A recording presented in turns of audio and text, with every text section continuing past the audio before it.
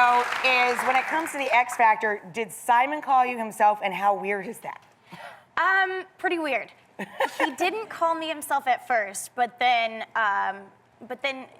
we did have a phone call, and he asked, "Would you like to join the show?" And I was blown away. I was like, "Why me?"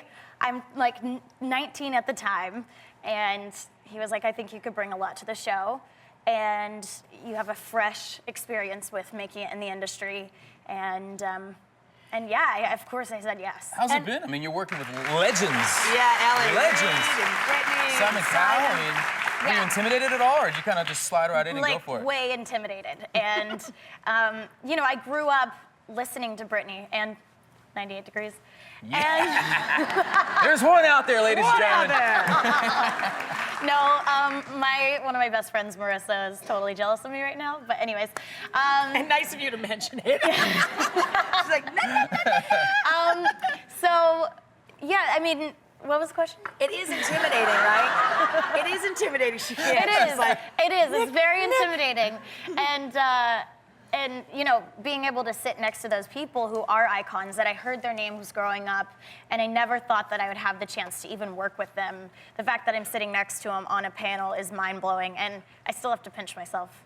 but you know, you bring something to the show too that is completely unique, and we saw a moment of it there. There's so many young people that relate to you because of how open you've been about your own struggles that every teenager can relate to. Everybody's got those, you know, and it was really moving to watch that artist be so moved by you. So you are that to a lot of young people. You just don't realize it because it's you. Yeah, it is really weird sometimes when I think about it. I have girls that'll come up to me at concerts and they'll tell me, you know, "You're my inspiration, like you saved my life," like, and I don't know how to receive that, but I'm just very thankful and I'm very blessed that I could be there for people who are going through the same things that I've been through. So, and I also just want to be like a great role model in a sense where I'm not being perfect all the time, but that I'm helping girls get through the struggles that teenage girls actually go through today and don't have anybody to turn to. I want to be that girl, even just for my little sister. Yeah, that's great. And I think it makes a huge difference. What have you found, if you could name just one thing, what have you found is the hardest part about stepping into that show and working on that show? The hardest part is, I guess, having to say no to people really is a bummer. Like, I know what it's like to be told no.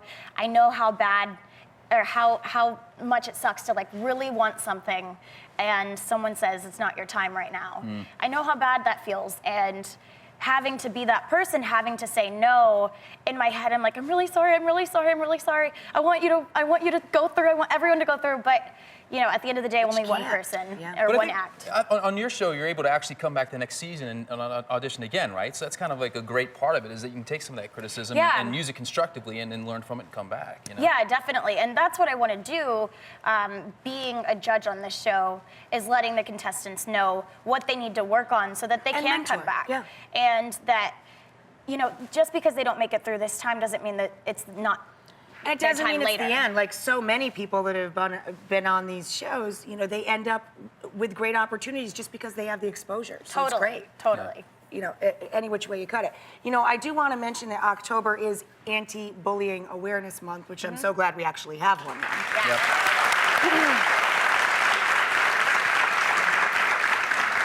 But this is your issue. You know, what are you doing to up the awareness during this month? What are the campaigns that you're working on? It's something that I've been very passionate about since I was, since I learned that there were programs that were raising the awareness of bullying and how serious it is and trying to prevent it from happening.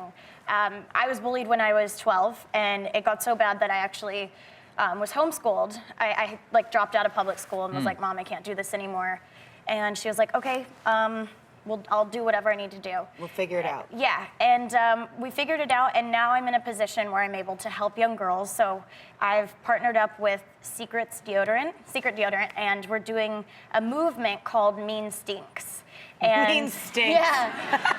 Yeah. So I even painted my pinky nail blue, because the color blue represents hope, and we're trying to encourage girls to not to be mean pinky to promise. each other. Yeah, that they're not I love gonna that, mean. a pinky promise.